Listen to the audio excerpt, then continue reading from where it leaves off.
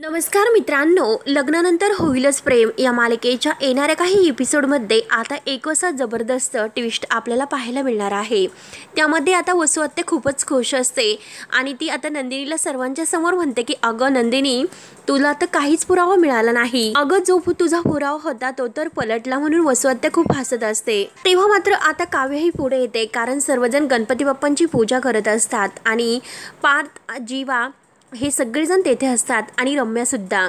तेव्हा आता काव्या पुढे येते आणि काव्या म्हणते, आता येणारी वेळच ठरवेल आणि आम्ही दोघी मिळून तुमचा जो काही चेहरा आहे तो सगळ्यांच्या समोर घेऊन येऊच। तेव्हा मात्र आता काव्याने गणपती बाप्पांच्या आरतीवर अगदी हात धरलेला असतो आणि त्यात म्हणजे नंदिनीने सुद्धा।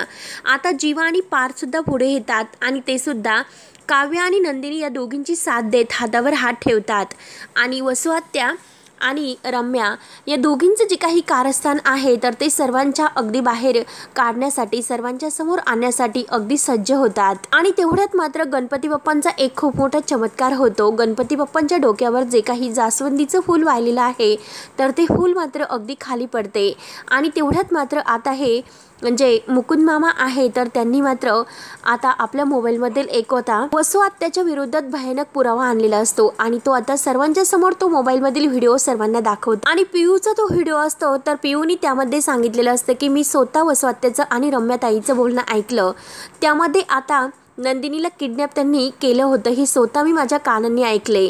तेव्हा आता काव्या खूपच भडकते।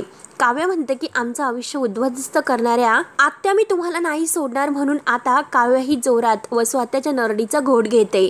आता सर्वजण खूप घाबरतात, कारण काव्या आता भयंकर अगदी रुग्र रूपात ती मात्र वसू आत्यावर धावून गेलेली असते आणि वसू आत्याचं अगदी ती नरडीचा घोट घेते।